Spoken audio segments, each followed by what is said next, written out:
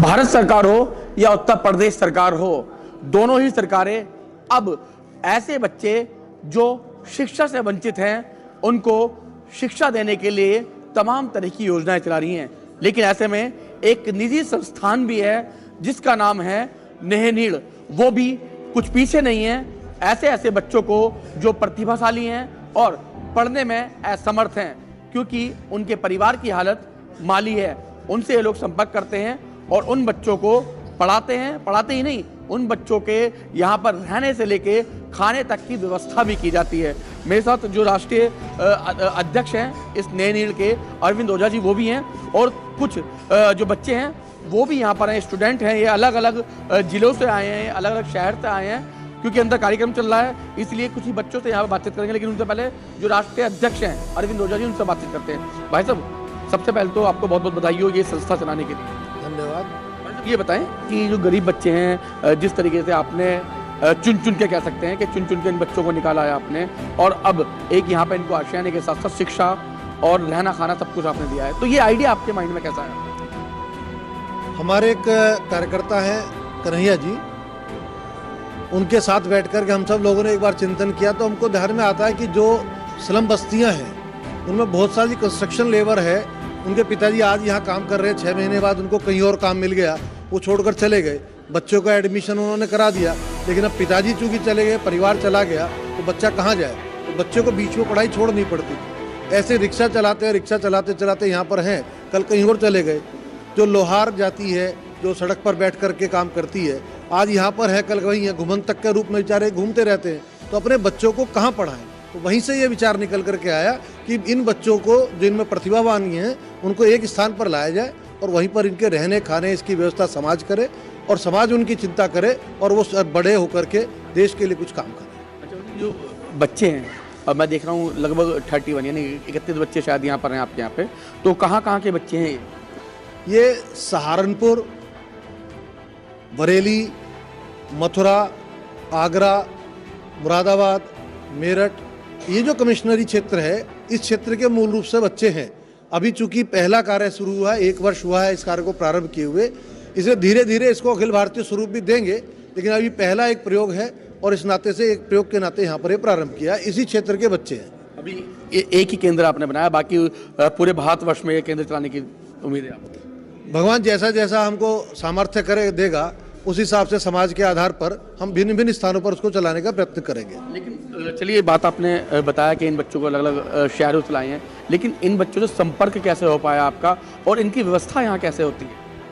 हमारे संपर्क के बहुत सारे कार्यकर्ता पूरे स्थानीय स्थानों पर हैं।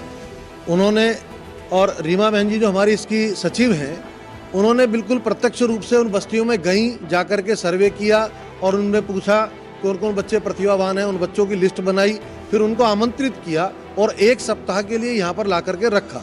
उसमें उनकी सारी व्यवहार कैसा है, उनका आचरण कैसा है और वो पढ़ने में कैसे हैं, सामाजिक एक्टिविटी कैसी है, उस सब के आधार पर संकलित करते हुए उनका चयन किया और वो चयनित विद्यार्थी ही यहाँ पर हैं। एक लगभग 120 बच्चों के करीब यहाँ पर आए थे, उनमें से ये चयनित हैं। जो इनका खर्चा है, आय जो इनका व्यय होता है, पढ़ाई पे हो, चाहे रहने पे हो, चाहे भोजन पे हो, तो उसकी जिम्मेदारी कहाँ से, वो सब कहाँ से पूरा हो पाता है? अभी क्योंकि अभी हमने ये कार्य प्रारंभ किया है, तो ये जन सेवा न्यास जो मेरठ में चलता है पहले से ही, उसमें माधव कुंज के नाम से ये यहाँ पर है, विद्यालय भी चलता है उनका। तो उसी संस्था ने, जनसेवा न्यास ने हमको ये अपना स्थान उपलब्ध कराया। इसके अंदर 30 बच्चों के रहने की, भोजन की व्यवस्था जनसेवा न्यास भी कर रहा है और हम अपने सामर्थ्य जैसे जैसे इकट्ठा कर रहे हैं तो हम भी ला करके उसमें सहयोग कर रहे हैं। तो जनसेवा न्यास का एक बड़ा सहयोग इसको यहाँ पर प्रारंभ करने में रहा है। चलिए, अगर हम इनकी पढ़ाई की बात करते हैं, इनकी क्लास की बात करते हैं, तो किस क्लास से किस क्लास तक अब इनकी जिम्मेदारी लेंगे और क्या उसके बाद फिर इनका फ्यूचर क्या होगा? सबसे बड़ा अच्छा प्रश्न किया है आपने कि व्यक्ति पढ़ना तो प्रारंभ करता है, पता लगा 12वीं तक पढ़ा और उसके बाद भी फिर छोड़ दिया, फिर वो कहाँ गया किसी को पता नहीं। हमने संकल्प लिया है कि इन बच्चों को जहाँ तक जो पढ़ना चाहेगा वहाँ तक उसको पढ़ाने का प्रयत्न करेंगे। अगर कोई नहीं पढ़ पाता है तो कोई ITI करना चाहता है, कोई इंजीनियरिंग करना चाहता है, भिन्न भिन्न क्षेत्र में जहाँ भी जाना चाहता है वो वहाँ पर उसमें उसको भेजते रहेंगे। और जो श्रेष्ठ बनना चाहता है और अधिक पढ़ना चाहता है, तो IAS की भी तैयारी करना चाहता है, तो उसको भी हम कराएंगे, IAS PCS की तैयारी तक भी कराएंगे। यानी कि बच्चा जब यहाँ ज्वाइन करेगा उसके बाद नौकरी तक आप उसका पूरा सहयोग करेंगे। बिल्कुल, उसकी शिक्षा के बाद में जिस क्षेत्र में भी वो जाना चाहता है उस क्षेत्र में हम किस प्रकार से कंपटीशन की तैयारी करा करके और उनको उस माध्यम से उसको भेजने का प्रयत्न करेंगे, उसका पूरा चिंता करेंगे तब तक के लिए जब तक कि वो हमारे पास हो। चलिए, ये तो पढ़ाई की बात हुई, लेकिन अगर मैं परिजनों की बात करूँ, जैसे इन बच्चों के परिजन हैं, अगर वो मिलना चाहें तो क्या मिल सकते हैं और कैसे वो इनसे संपर्क कर सकते हैं, मिल सकते हैं?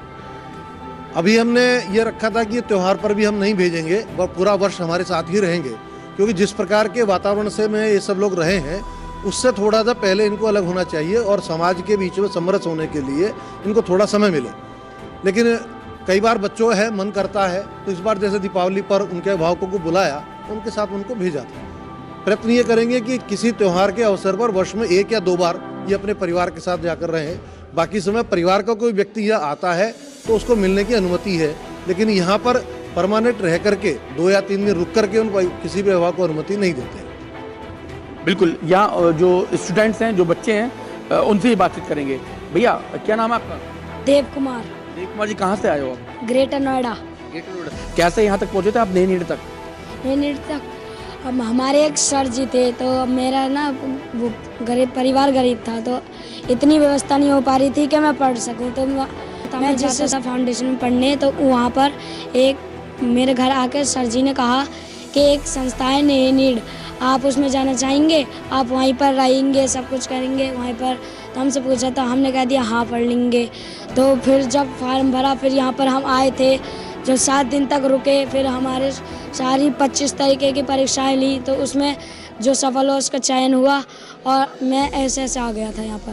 तो परिवार में वो कितने भाई बहन हैं आपके? मेरे 4 भाई हैं, 1 बहन है। पिताजी क्या करते हैं? पिताजी बेलदारी करते हैं। सबसे बड़े आप ही हो? नहीं, मुझसे 2 भाई बड़े हैं। वो क्या करते हैं? वो बड़ा भाई भी काम करता है, छोटा भी। किस क्लास में हो आप? 7th। याद नहीं आती आपको अपने परिवार की यहाँ रहने के बाद? आती है, पर पढ़ना है तो सब कुछ त्यागना पड़ेगा। त्यागना पड़ेगा सब कुछ। तो क्या बनना चाहोगे आगे चल के आप? Software engineer. और अभी यहाँ का अगर मैं माहौल की बात करूँ, व्यवहार कैसा है, कैसा माहौल है यहाँ का? खाना पीना वो सब है ना? यहाँ पर बहुत अच्छा व्यवहार है। घर की याद भी अब मुश्किल से आती है, पहले आती थी बस कुछ ही दिन। यहाँ का खाना भी बहुत अच्छा होता है। अच्छा, ये बताओ आपकी उम्र कितनी है? मेरी 12 साल। किस क्लास में हो? 7th। तो देखा, ये 7th क्लास का बच्चा है और 12 साल की उम्र है, जिसने कहा कि अगर कुछ पाना है तो उसके लिए कुछ त्याग भी करना बहुत जरूरी है। तो इस बच्चे से बहुत कुछ सीखने की जरूरत भी है हम लोगों को। भैया, आपका क्या नाम है? सुंदर। सुंदर जी, कहाँ से आए हो, किस क्लास में आप यहाँ? मैं मथुरा से आया हूँ, मैं क्लास 7th में। अच्छा, आप कैसे पहुँचे यहाँ तक? मैं भी ऐसे ही कुछ, मेरा परिवार भी गरीब है और वहाँ पे पैसों की व्यवस्था नहीं हो पाती थी, तो किसी सरकारी स्कूल में जाते थे पढ़ने के लिए, तो वहाँ से भी कुछ पढ़कर कुछ वो नहीं होता था। तो फिर एक बार हमारे यहाँ पे NGO चलता है, justice for children eighties school, उसमें सतीश चंद्र शर्मा जी हैं, हमारे सर हैं वो, उनके पास आया फॉर्म, तो उन्होंने कहा कि एक मेरठ में संस्था चल रही है नई नीड फाउंडेशन, तो तुम जाओगे? मैंने कह दी जाऊंगा। तो वो कह रहे रोना मत, वहाँ पर कुछ गलत मत करना। मैंने कह दी कुछ नहीं गलत करूँगा, अच्छे से रहूँगा वहाँ पे सबसे मिलकर। तो ऐसे ही रहे। फिर यहाँ पे फिर 25 तारीख का टेस्ट हुआ, फिर यहाँ पे फिर चयन हो गया। क्या करना चाहोगे आगे चलकर? यहाँ का माहौल, पहले मैं यहाँ के माहौल की बात कर रहा हूँ। यहाँ का माहौल कैसा है, रहना, खाना और पढ़ाई, क्या क्या? वो सब दिनचर्या के हिसाब से है। सुबह उठते हैं तो सभी सेवा से निवृत्त होके फिर अपनी प्रार्थना करते हैं, फिर अपने योग करके फिर यहाँ की अच्छी है और खाना आना भी सही टाइम पे मिलता है और घर की भी याद नहीं आती है। घर की याद आती है तो रीमा दीदी हैं हमारी माँ समान, और घर की याद आती है तो वो है ही कि कुछ पाने के लिए कुछ खोना पड़ता है। अब भी कुछ पाने के लिए कुछ खोगे? क्या बनोगे बड़े होके? आर्मी में। कब तक रहोगे यहाँ पे? अब जब तक आर्मी में नहीं पहुँच जाता तब तक यहीं रहोगे? बिल्कुल बिल्कुल। ये भी देखा आपने, छोटे छोटे बच्चों के जो विचार हैं, उन विचारों से वास्तव में कुछ सीख लेंगे होते हैं। और भी छोटे बच्चे हैं, उनसे भी बात करूंगा। भैया, आपका क्या नाम है? अभिषेक। अभिषेक जी, कहाँ से आए और कैसे आए हो यहाँ पर? गाजियाबाद से आया हूँ मैं पहले शाखा में जाता था, तो वहाँ पे कार के शर्मा सर जी हैं, तो उनको मेरे घर की हालत पता थी कि मेरे पापा बेड रेस्ट पे और मेरी मम्मी काम पे जाती हैं बस।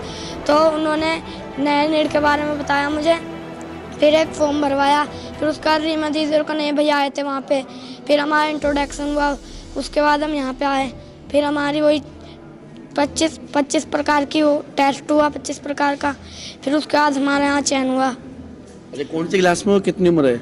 5th क्लास में। और उम्र कितनी है आपकी?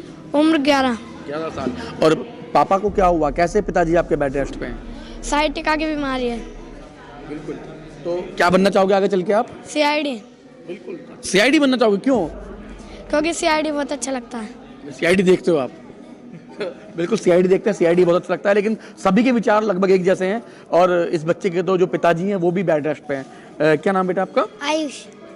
आप कहाँ से आए हो, क्या करना चाहते हो आगे चल के? मैं ग्रेटर नोएडा से आया हूँ और मैं बड़ा होके इंडियन आर्मी में जाना चाहता हूँ। इंडियन आर्मी में जाओगे, क्यों? क्योंकि मुझे देश की सेवा करनी है। देश की सेवा करनी है। कितनी उम्र है? 12 साल, 12 years old। अच्छा, 12। अच्छा, और अभी किस क्लास में हो? 3rd। में हो? अच्छा, यहाँ तक कैसे पहुँचे थे आप? हमारे जो मिथिलेश सर हैं उन्होंने हमारे अंकल को फॉर्म पहुंचाया था और अंकल ने हमारे फॉर्म भरवाए थे। तो फिर हमारे यहाँ 2 मार्च को यहाँ पे आए थे और फिर 7 मार्च तक यहाँ पे हमारा ये था। बताओ, पिताजी क्या करते हैं आपके? हमारे पिताजी वो गाड़ी साफ करते हैं, गार्ड की नौकरी करते हैं और माली का काम करते हैं। अच्छा, तो देखा, ये वो छोटे छोटे बच्चे हैं जिनके परिवार में कहीं ना कहीं कोई ना कोई समस्या है और इनमें जज्बा है देश के लिए कुछ कर दिखाने का। आज उस जज्बे को पंख दिए नेहनीड़ ने और इन बच्चों को अब आगे तक पहुंचाने की जिम्मेदारी भी नेहनीड़ ले रहा है। मेरठ से सावन के साथ लोकेश टंडन, LTV।